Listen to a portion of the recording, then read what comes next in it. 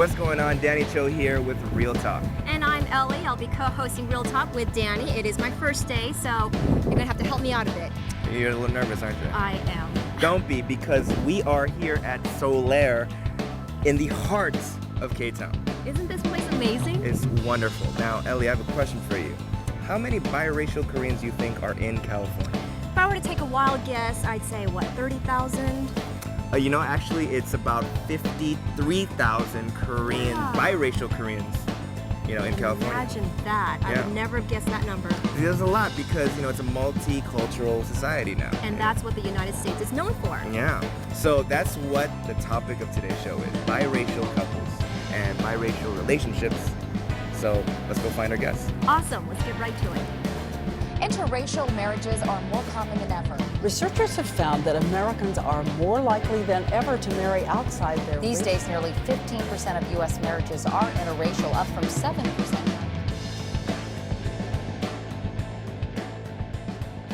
Hi, thank you guys for coming.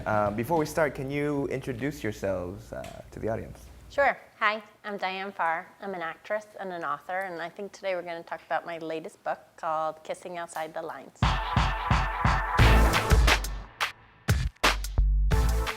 Hi, I'm Jennifer Field. I'm an actor and from the San Francisco Bay Area, and I'm half Korean, half white.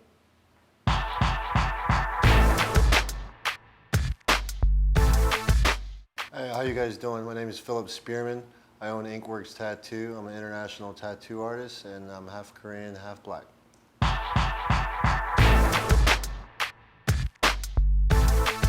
Okay, so Diane, first of all, I found the article on your marriage to a Korean man in 2006 quite interesting. You also wrote a book called Kissing Outside the Lines. Very interesting book, by the way. So can you tell us a little bit about your love story, like how you met your Korean husband? I did. I met him in Mexico, actually, where everyone should meet their Korean husband. He was a friend of mine. A bride and groom were getting married at a destination wedding, and we fell madly in love pretty quickly. And then about our sixth date, he said, I have to tell you, I'm supposed to marry a Korean girl. And I said, you have another girlfriend and she's Korean? You're that guy? But it wasn't the case. It was just trying to broach the subject of what the book is about, the sort of secret conversation that many American parents have, whether they're Korean or any other heritage, sort of saying, yes, we believe in equality and all people are created equal and isn't the golden rule amazing, but when it comes to love, you can't necessarily love one of them. So what were the challenges of dating someone outside of your race?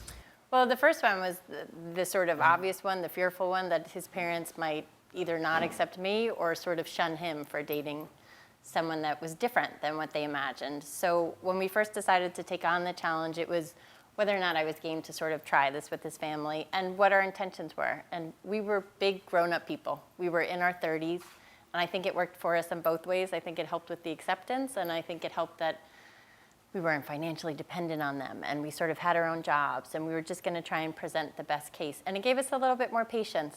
See, my mom, I brought home many non-Korean women, and she had a fit every single time. But her reasoning was because that there was a culture difference. Yes. You know what I mean? That was the same reasoning. Mm-hmm. And I think it's a really important difference because I don't think even my husband's parents were trying to maintain a bloodline. Mm-hmm. It wasn't like that they thought that there would be a dilution of the race. I think what people have, which is fair, is a worry about the death of culture and that the traditions that you tried so hard to teach your kids might go away. But I do think, which I'm sure you'd probably agree with if you brought home some non-Asian girls, that the culture in America is kind of the same in the same sorts of families about valuing your parents and valuing education and valuing having children. It's just you can judge on a person-by-person basis as easily as you could judge a Korean-by-Korean basis. Well, Philip and Jennifer, you guys are products of an interracial. Right. And you know how they say, like, interracial couples, they make cute babies, and you guys are damn good looking. So anyway, when it comes to your ideals of dating, I know some people that might be even more traditionalist or maybe more like, I only want to date a Korean man or woman. You know what I mean? Like, what are your takes on relationships? I can pretty much go across the board on any race, but I feel like I would rather want somebody that has some Korean culture, because I grew up Korean, I speak Korean. I mean, I grew up in Koreatown, you know? And it's just when I dated non-Koreans, there's like little things missing, like, you know, like Korean girls, they kind of like do stuff for you, and you know, I've dated other races and they don't do those things. And then I would find myself getting upset or a little irritated. And then I'm like, well, I have to understand they don't know these things, you know? So yeah, pretty much anywhere on the board, I'm okay. They gotta be hot though. Yeah. Of course. As long as they're hot, I'm okay. How about you, Jennifer? I basically date colorblind. Like, I just have dated almost all races, so I don't have a preference, but exactly what Philip was saying. There's something about dating a Korean guy, though, that I have an affinity with. It's not just Asian guys, it's specifically Korean. Boom. There's just something that we connect to, we both can understand. To me, it's either hopefully a Korean, or everybody else to me is the same. Wow. It's kind of how it works. So you're basically saying that Korean guys have a shot at you right now. They're my favorite. Boom, boom, Watch out. boom, boom. Korean dudes, you hear that? So, you know, what are the pros of interracial marriage that you guys have seen, you know, the way your parents interact and stuff? Pros and cons, actually. The pros is it gets each other's race to understand each other a little bit closer, you know, because when you see another race on the streets, you can't broach certain subjects, or you can't get that close, or there's fears. But this way, it allows each other to understand people for their culture and who they are. So I see that as a positive note. How about you, Jennifer? Do you have specific culture clashes that stick out to you or bother you? Being your own person is a lot more a common trait than back east. So you can imagine, like, my dad will push for that, but my mom is more like, no, you got to fit the mold, fit the mold, fit the mold. So it was hard, but they obviously got together for a reason. My dad is really big on education. He speaks fluent Mandarin, fluent Japanese, conversational Thai, conversational Burmese. So he's all, you know, I shouldn't say yellow fever, but he's pretty, Wait, pretty cultured for a white man. Yes. Does he speak Korean? That's the only one he doesn't speak, He's dude. married a Korean woman and doesn't know He to knows- speak Korean. Yeah, I know. What the heck? Yeah, that's what we always laugh about. I think he yeah. replaced the language with the woman. There you go. Yeah.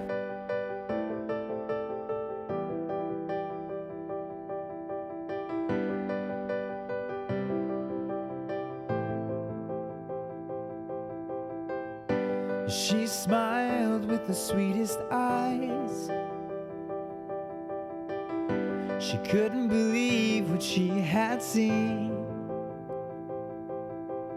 A love embrace, no compromise.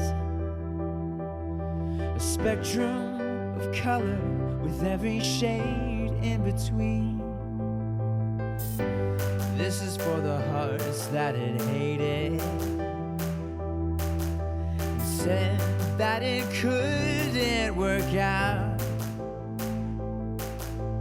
I don't know why we hesitated.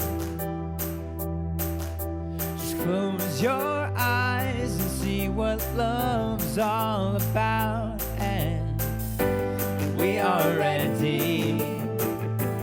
We are ready now. You're watching Real Talk. And it's weird because typically when I think about an interracial couple, it's always a Korean woman with a, but it's different. You know what I mean? Like, your husband's a pimp. You know what I mean? Like, I don't see that too often. No, because when you see like a Korean man with a non-Korean woman, you know what I mean? You look twice. You're like, dude, hey, homie. You know what I mean? Yeah. That's what I do. That's what I do. Hey. But if it's the other way around, I'm like, whatever. You know? Like, so that's cool. That's cool because we're not viewed as sexy. Do you know what I mean? Like, Korean men we're not underwear models. You know what I mean? We are stereotypically, we're not. You know what I mean? So. Well, Jennifer begs to differ. Oh, she yeah, just I know, said that she seriously. prefers Korean men. I'll be an underwear model. We can only hope that it's sort of changing now, right? With the bamboo ceiling and sort of like the cover of New York Magazine recently is sort of talking about how Asians have been stereotyped for so long. And I don't think the Tiger Mom book was doing anybody any favors of further putting Asians in a specific box. Yeah. But part of what I was trying to talk about in the book was part of immigration and part of what America was supposed to be about was the fact that there are a lot of cultures here, and that makes the American culture. That you being half black and half Korean is sort of the definition of American, that both can live here and both can exist, and you can take both things from your culture and come over to my house, and that becomes part of our shared experience. So rather than using our cultures against each other, that we're kind of making a common spot for them. In terms of culture, I mean, you two, you said you like Korean men and you are married to a Korean man. What are some cultural misunderstandings that you've had that might be kind of interesting? I have one, but it's very easy to say it's just male-female. I talk way more than my husband talks. I mean, if you want to have an emotion, I have all of them. He has like 3. Yeah. So our sort of path in marriage is working out for me to talk a little bit less, to leave a little bit more space for him, to figure out what he's feeling and put it on the table. And to me, there are times where it's very clear where it's an Asian Caucasian thing. But every girl I know is having the same problem with her man, and it sort of doesn't matter what color they came in. But it seems like Korean men typically are not more, they don't express their emotions as much. It seems that way to women, too. Well, you were just saying that you were sort of taught that also by your mother. To kind of hold back. Totally. Oh, so completely. it feels like that might just be part of the culture where in my house it was so loud and it was so chaotic and you had a feeling it was sort of flying out of your mouth before you had even edited enough to sort of encompass it. So it's part of our process in a marriage, but I'm not entirely sure if it's not just a male-female thing. I think it is, it's a degree. You know what I mean? There's a degree issue. Yeah, because of the fact that like men don't like to express their emotions. You know, we don't watch, you know, like sad movies and cry in public. You know what I mean? I cry in private. But the point is, like, when we talk about our you know, emotions, you know what I mean? Like, why? Tell me what you feel. Like, I don't want to know. You don't want to know, because I feel like it's not my place, and I think guys' truths are a little bit more brutal anyway. So like, I just try to hold it in. How about you, Jennifer? Any? I like it if I can be as masculine and as strong as I am. And so sometimes with Korean guys, because I think they want to be the very masculine one, that's, I think, where culturally it might be weird, because I want to match them or beat them, or I want to have I want to have a little bit of the juice too. The juice. How about you, Philip? Any interesting Korean girl dating situations? Too many and too much to put on TV. I don't know. I mean, it's kind of weird for me because I'm half black and Korean. Most half races don't really speak too much of the language. But my mom, she wanted me to learn Korean, so she just spoke to me in Korean when I was a kid. So I didn't go to school for Korean. I just spoke it at home. So I kind of grew up with a Korean culture, plus it's my mom, so she raised me. And then I went out, you know, and then I'm half American or half African American as well. So I don't know, I really haven't had any problems dating or cultural differences. I don't know, I'm right in that middle where I can kind of go between the lines and kind of do my thing. You know, I'm American too, so I can go this way. I have like different groups of friends and people and cultures that I can associate myself with. So. See, but since you're half, you know, like when you see Korean dramas and it's all melodramatic, you're not like that, right? You don't, like, when she leaves and runs out, you don't like grab her arm and just bring her back and hug her. No, not like that, right? You don't do that. Or open the door for yourself. No, shut it behind you. not like that. See, that's the thing. It's like, because I do that, and that's where we get in trouble. Is because, you know what I mean? Where she's like, I'm leaving. I'm like, no, you're not. You know, and then in the movies, like she hugs back, and she's like, oh, he loves me, but not in real life. Or is it just you? Maybe it's just me. Maybe it's me, because I'm a fantastic hugger. You know what I mean? But I don't know. So Diane, you said you had 3 young children. Have you, or do you plan to teach them about both cultures or one culture over the other? Have you thought about that? Of course, we thought about it nonstop while we were pregnant. It was like the genetic face-off. We would see ultrasound pictures, and each side would sort of say like, "Oh, it looks just like us." And what do you do for the birth? And what do you do for the first birthday? And what do you do for the 100th day? So we did sort of what I define as American. We did all of them. We did the things that I did growing up, and we did the thing that Sing does growing up. I think the culture comes through the most in the food and the holidays and sort of how you spend the time. We have not taught the kids Korean, which was a sort of conscious choice. My husband speaks Korean, but just enough to speak with his parents. And I would suggest maybe teaching them. Yeah. Because for me, so many doors have opened because I speak Korean. You know, I can go to Korea, I can do business, I can do a lot of things, and it allowed me to understand the culture so much more that I think I wouldn't understand if I didn't speak Korean, you know. So it was definitely a plus, and I really thank her for that. And aside from language, just language, there's also other aspects of the Korean culture. For example, little things like taking off your shoes when you enter someone's house, or bowing, and respect for elders, and certain way of life more than culture, I suppose. Yes. Those kinds of things, have you learned a lot of those from your husband's side of the family, and do you kind of teach your children to kind of do the same thing? you know, it's so funny. These are the things that I think end up more in American culture than anybody's ever aware of. So if you ask most cultures if they think that respecting your elders is important, they will say yes. Having sort of moved fluently between Asian and Caucasian culture, it's much more prevalent in Asian culture, but of course, it's prevalent in our house. I lived in New York before I met Sing, and I never used my shoes in the house because I live in a dirty city. And I live in a dirty city again, so there's no shoes in my house. The bowing sort of just became part of the scenario. When everybody was walking in your house and bowing, there was a couple of errors. My brother one time ran up and hugged Sing's mother, and it was as if he had touched her inappropriately. Like my whole family learned the chasm of, okay, don't touch. You're not that familiar. And the little things sort of came with time, but there wasn't that much of a cultural difference when it really came down to how you treated your parents and how you treated your kids and how you respected the things in your own house. Jennifer, you brought up identity crisis. Can you speak about that? Yeah, I think just for me, for obvious reasons, I don't look very Korean, so that was like an automatic, like that's going to be something you're going to have to deal with the rest of your life. So for me, it's really, I'm sure you can maybe relate to this.